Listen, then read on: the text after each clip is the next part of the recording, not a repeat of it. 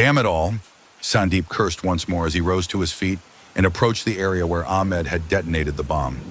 However, upon seeing the gruesome aftermath, he knew there would be nothing left to find. Ahmed's body was scattered in pieces.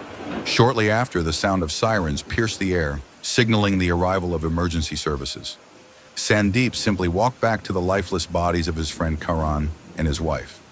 With the chaos subsiding, the station fell into an eerie silence, broken only by the crackling of flames.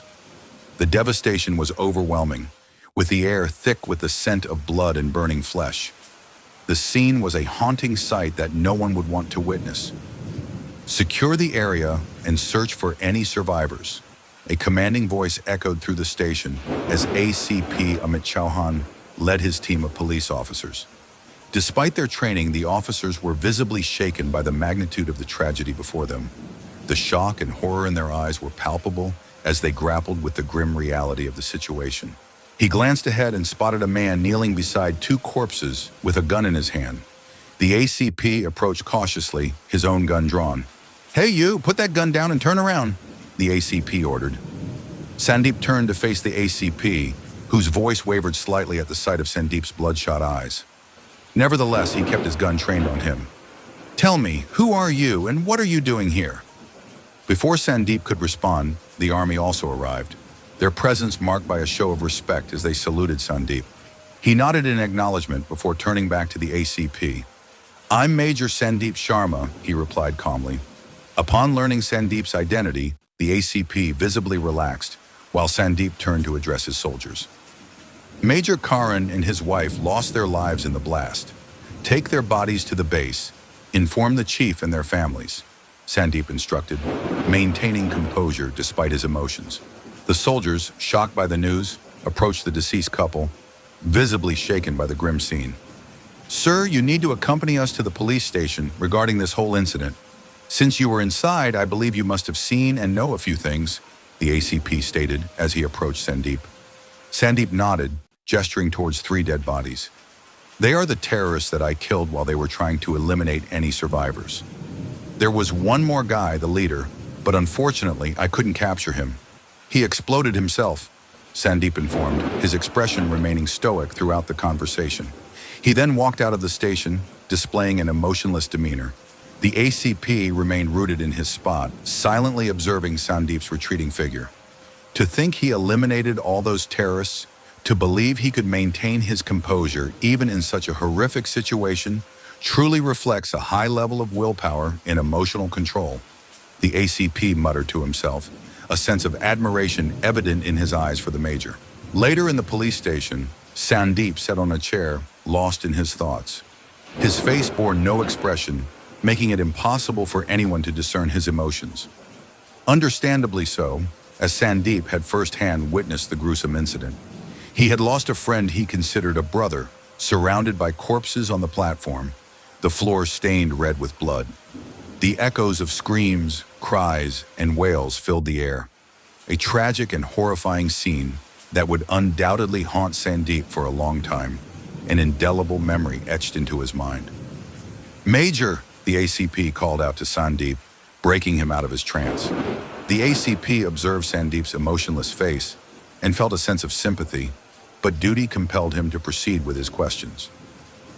"Major, I cannot begin to comprehend what you must be feeling right now, but I need to ask some questions if you allow," he requested. Sandeep nodded and the ACP began his inquiry. "Major, we didn't find anything of use from those 3 terrorists you killed, but have you seen or heard anything suspicious, or if anyone by chance escaped?" he asked.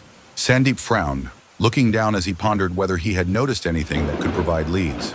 Suddenly, his eyes widened as the figure of a man formed in his mind, and he looked at the ACP. "That's right. How can I forget him?" Sandeep said, acknowledging the man he had seen outside in shabby clothes, the one who uttered the word, "boom." "Major, who are you talking about?" the ACP inquired. "While I was on my way back to my car after seeing Major Karan off, I noticed a guy in shabby clothes staring at the front of the station. Obviously, I didn't think much of it, but when I passed by him, I heard him utter, 'boom,' and just seconds later, 4 blasts followed one by one." Sandeep explained what he saw before the blast. ACP listened to Sandeep with his brows furrowed. So, you're saying that you suspect that this guy has something to do with the blast? Major, it might even be a coincidence, ACP Amit replied. Sandeep shook his head and got up. This is just too much to be a coincidence, and I am not suspecting. I am sure that he has everything to do with the blast. Find him, and we will get the answers we need, Sandeep said with absolute certainty. The ACP nodded. We will get the CCTV footage. Help us find him. That goes without saying. I want that bastard to be caught as soon as possible, Sandeep replied through gritted teeth. After that, the ACP escorted Sandeep to view the CCTV footage. After some time, Sandeep pointed at a figure. There you go, it's him. You sure, Major? The ACP asked to confirm, and Sandeep nodded. It is him. Take this and circulate his photo everywhere. We need to find this man as soon as possible, the ACP ordered, immediately diving into action. Call me once you have captured him, Sandeep said, then walked out of the police station. I wonder what this man must be feeling right now. I don't think I can even comprehend, the ACP sighed emotionally, returning to his work. Sandeep exited the police station when his phone rang. He looked at the caller ID, his hands trembling. It was a call from Major Karan's father. Sandeep contemplated whether to pick it up or not, and after a few seconds, he finally answered. Hello, Sandeep spoke as calmly as he could. Hello, Sandeep. Thank God you picked up. What are they showing on the news? I can't get through to Karan's phone. Is he all right? Came the worried voice of Karan's father. Sandeep was about to reply when another frantic voice erupted from the other end of the line. Sandeep, Karan and Akansha are with you, right? They must be. Can you pass the phone to Karan? This boy has switched off his phone, Karan's mother pleaded anxiously, her voice trembling with fear. Taking a deep breath to steady himself, Sandeep listened as Karan's mother continued to ask frantically about her son. Auntie, Major Karan and Akansha, they're no more. They lost their lives in the blast, Sandeep finally replied, his voice heavy with emotion as he struggled to hold back his tears. What? Karan's mother's voice broke into sobs. How can you say that? How can you say something like this about your friend? Her words were choked with tears as she struggled to comprehend the devastating news. Sandeep's own emotions were spiraling out of control, tears streaming down his face as he tried to speak. I'm not lying. I was there when it happened, and I'm so sorry. I couldn't do anything to save them. His voice quivered with grief, his anguish palpable even over the phone. Then with a muffled thud, the phone slipped from Karan's mother's hands, followed by a piercing scream. Reality crashed down on her like a wave as she realized the truth of Sandeep's words. Unable to contain her grief any longer, she surrendered to her tears, the weight of loss crushing her spirit. Sandeep closed his eyes, absorbing the heart-wrenching cries on the other end of the line. Karan's mother mourning the loss of her son. It was a moment of profound sorrow. Hello? Karan's father intervened, checking the phone's connection. Uncle, we'll be there tomorrow. Take care of yourself and Auntie, Sandeep gently informed. Yes, Karan's father replied before ending the call. About to drive back to the base, Sandeep's phone rang once more. This time it was his own father calling, and he promptly answered. Hello, Sandeep. Are you all right? What are they showing on the news? We are all so worried, Sandeep's father inquired with concern. Yes, Dad, I'm fine, Sandeep reassured, prompting a relieved sigh from his father. Your mother wants to talk to you. She's so worried, his father added, passing the phone to Sandeep's mother. Sandeep, you're really okay, right? Where are you? You're not near the railway station, are you? His mother asked, her voice tinged with anxiety. I'm fine, Mom, don't worry, Sandeep replied, choosing not to disclose his minor injuries to his family. I was so worried, son. I know you're an army officer, but please take care. Don't risk your life too much, his mother pleaded after watching the news. I won't, Mom. I'll call you later. My head is a mess right now, and I'm occupied with some things, Sandeep assured her. Why? What happened? His mother asked, her concern evident in her tone. Major Karan is no longer with us. He died in the blast along with his wife and hundreds of others, Sandeep informed, shocking his mother. What? Major Karan? As in your friend whom you often invited home? She asked. Yes, he confirmed.